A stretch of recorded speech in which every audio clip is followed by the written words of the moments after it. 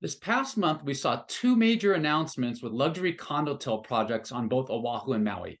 First off, it was announced that Trump Tower Waikiki would be rebranded as Waikiki Beach by Iron Gate, who also developed both Trump Tower and the Ritz-Carlton Waikiki.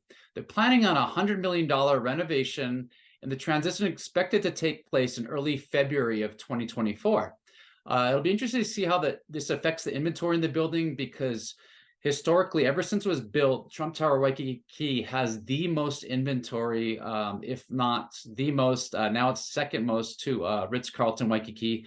Both those projects are carrying a lot of inventory, and the reason why it's really hard for owners to pencil when they're renting their place out. Iron Gate set up to make all the money there. And so with the new rebranding of Waikea, I don't really envision things changing as far as income, and it'll be interesting to see how it affects the homeowners with that $100 million renovation.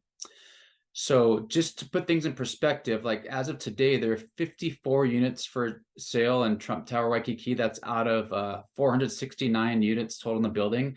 That's 11.5% of the building's inventory is on the market for sale. Traditionally, for other projects on Oahu, it's in that 1 to 3 percentile. And the Ritz-Carlton is actually higher than Trump right now with 11.7% of available inventory. So that's a wrap. And we're going to jump into another exciting announcement that took place over on the Valley Isle of Maui. And meanwhile, it was announced that Tennessee-based KWC Management is acquiring the Montage Kapalua. And it hasn't been announced yet if they're going to rebrand or get rid of the Montage name. However, KWC was the company that was behind Holiday Inns.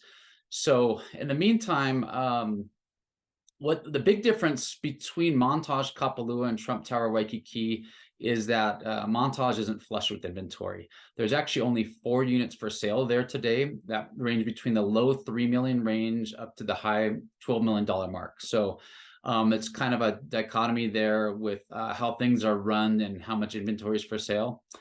Stay tuned, and we're going to discuss how this plays into rebranding of the buildings and just what its effect is on the homeowners. Well, it'll be interesting to see how the HOAs are run going forward, because it's not too often you see the name of entire complex change. There's one instance that comes to mind. There's a building on the opposite side of Waikiki from Trump, currently named Maikei Ailana, and it used to be called the Scandia. But what's different about Trump is that it was developed as Trump Tower Waikiki. So it's going to be interesting to see how that affects the HOA and all their documentation. If it's just going to be from a marketing standpoint where they change the name, or everything is going to get rebranded, because management companies come and go. There's some of the names that come to mind in Waikiki. You've got Aqua Hotels, Castle Resorts. Sometimes they run the front desks of these condotels. However, they come and go. Those contracts come up for bid, but in general, the names of the buildings don't change. That's what's significant or unique about this Trump Waikiki scenario. So it'll be interesting to see how things play out going forward. But if you have any interest in luxury brands, either on Maui or Oahu, and looking for a condotel product or something that's just a little more luxury lifestyle to turnkey, and you don't want to put in a hotel pool, we're available for all the above. Mahalo.